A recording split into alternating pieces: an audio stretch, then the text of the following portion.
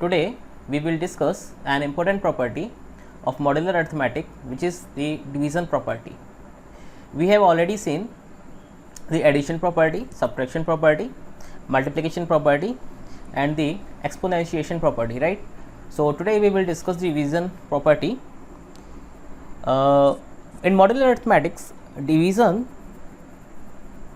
is an expression, while addition, subtraction, multiplication and exponentiation all can be performed in the same ways as those in the regular arithmetic. For an example, if we have A is congruent to B mod M, then for an integer k, that k is an integer, then we must have A plus k is congruent to B plus k mod M. This is what the addition property, that means we can add integer both sides. Second, A minus k is also congruent to B minus k mod M. Third, A into k is congruent to B into k mod M. This is also true, but A by k is congruent to B by k mod, this is what, M, mod M. This is not true in all cases, right?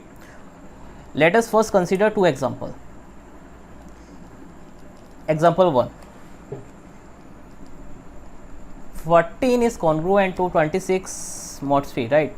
This is correct statement. 14 is congruent to 26 mod 3 because 3 divides 14 minus 26, right? But if we divide these two numbers by 2, then we have 14 divided by 2 is congruent to 26 divided by 2 mod 3.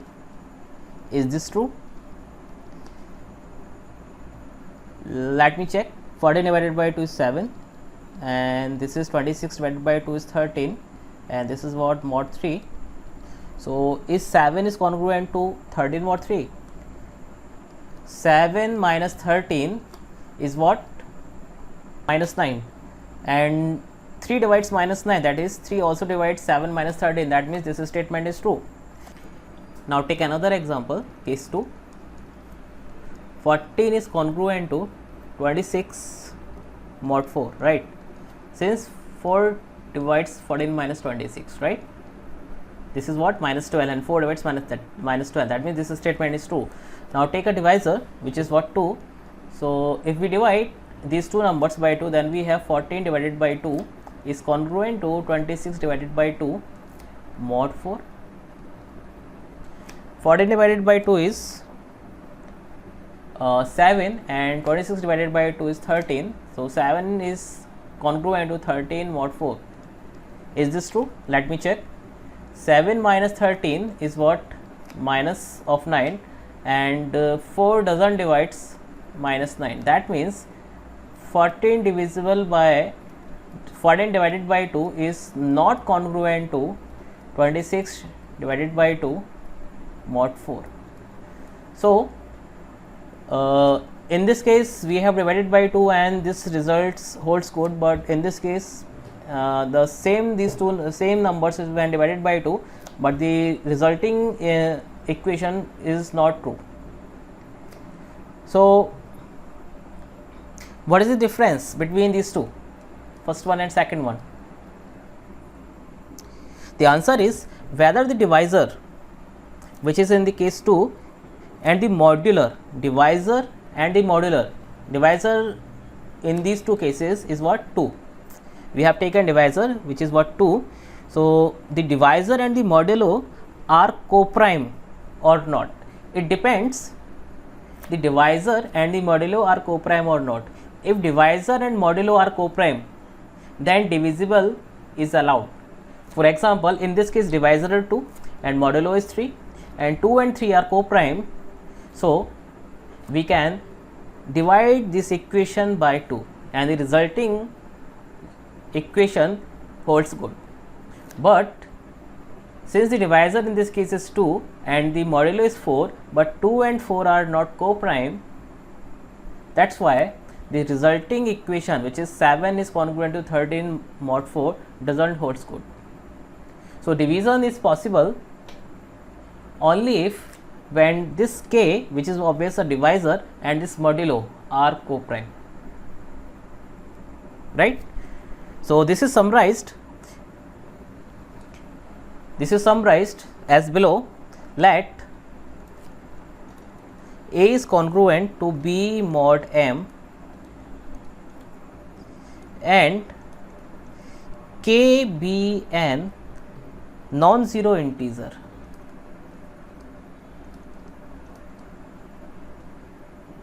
Then it must hold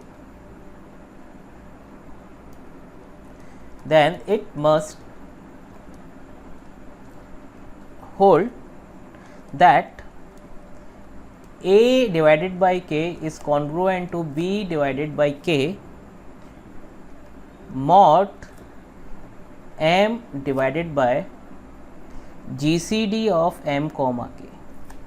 This is what? This is GCD of M and k, right? So this results always holds good, always true. Now you can verify these two statements, case number 1 and case number 2, as the GCD of divisor 2 and the modulo 3 is 1. So when we divide 14 by 2, that is 14 by 2 is congruent to 26 by 2. 26 by 2 mod M is what? 3 and GCD is 3 and 2 is what? 1. So this will become right, 7 is congruent to 13 mod 3, but in this case GCD of 2 and 4, divisor is 2 and modulo is 4, so GCD of 2 and 4 is 2. So this statement will become 7 is congruent to 13 mod 2, not 4. So 7 is congruent to 13 mod 2, this is right, but 7 is congruent to 13 mod 4, this is not true, right? So this is what the important property in modular arithmetic. So based on this theorem, relation should be modified as 14 is congruent to 26 mod 4. In case 2 we have 14 is congruent to 26 mod 4. Now for divisor 2 we have 14 by 2 is congruent to 26 by 2 mod 4 GCD of 4 comma 2, which implies 7 is congruent to 13 mod 4 divided by 2, and 4 divided by 2 is what? 2. That means we finally have 7 is congruent to 13 mod 2, right? So 7 is congruent to 13 mod 4. This is incorrect, this is correct using this property. So when the modulo and divisor are co-prime, the greatest common divisor is 1, right?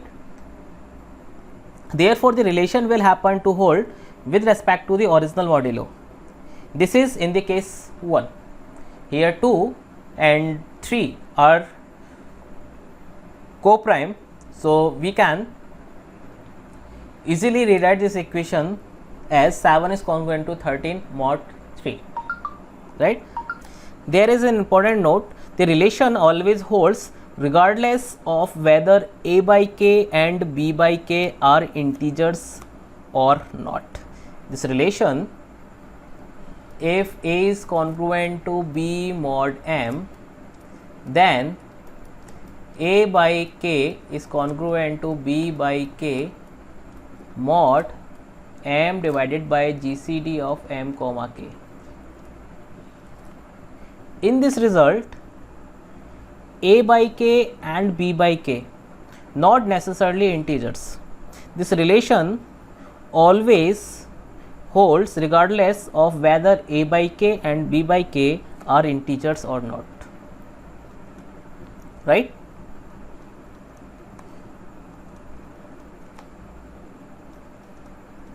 the relation always holds regardless of whether a by k and b by k are integers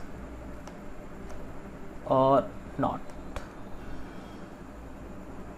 because in modular arithmetic, the modular arithmetic also be applied to the fraction number by treating a by k as a production of a and 1 by k, right?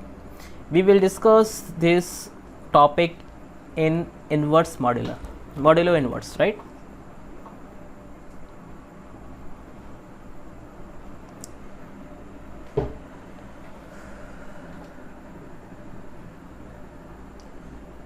Now we will discuss the corollary of this property. Corollary 1,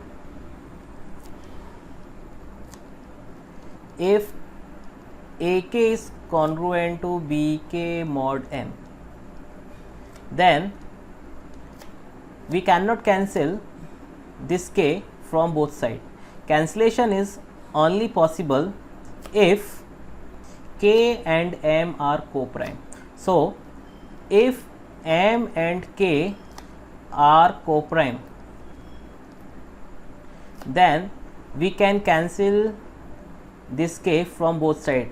If m and k are not co-prime, then we cannot cancel this k from both sides. So if m and k are co-prime, then we must have a is congruent to b mod m. Corollary second, let m be a positive integer, let m be a positive integer, let a and b are integers relative to prime m, relative prime to m, relative prime to m. If x and y are integers such that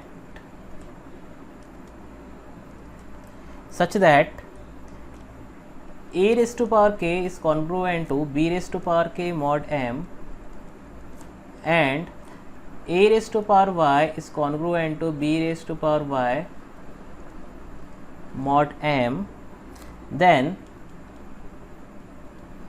we must have a raised to power GCD of x comma y is congruent to b raised to power GCD of x comma y mod m. Take an example. Prove that 41 divides 2 raised to power 20 minus 1. Solution. When we divide 32 by 41, we get remainder equals to minus 9. That means we can rewrite this as 32 is congruent to minus 9 mod 41, or 2 raised to power 5 is congruent to minus 9 mod 41, right? Now using the exponentiation property, if 2 raised to power 5 is congruent to minus 9 mod 41, that means we must have 2 raised to power 5 raised to power 4 is also congruent to minus 9 raised to power 4 mod 41, or 2 raised to power 20 is congruent to 81 square mod 41. Now using subtraction property, we can subtract 1 from both sides, then we have 2 raised to power 20 minus 1 is congruent to 81 square minus 1 mod 41. That means if this is true, that means this is also true. Let us suppose this is equation number 1. Since when we divide 81 by 41, we get remainder equal to -1. That means we can write this as 81 is congruent to -1 mod 41. Using exponentiation property, we can write this as 81 square is also congruent to -1 square mod 41, or 81 square is congruent to 1 mod 41. Can we rewrite this as 81 square minus 1 is congruent to 0 mod 41. Let us suppose this is equation number 2. Since 2 raised to power 20 minus 1 is congruent to 81 square minus 1 mod 41, and 81 square minus 1 is congruent to 0 mod 41, this implies from equation first and second we must have 2 raised to power 20 minus 1 is congruent to 0 mod 41. As we have already seen this property, if A is congruent to B mod M and B is congruent to C mod M, then A is also congruent to C mod M. So, using this property we can easily prove this statement. If this is true and this is also true, then this must be also true. So, if 2 raised to power 20 minus 1 is congruent to 0 mod 41, this means 41 divides 2 raised to power 20 minus 1.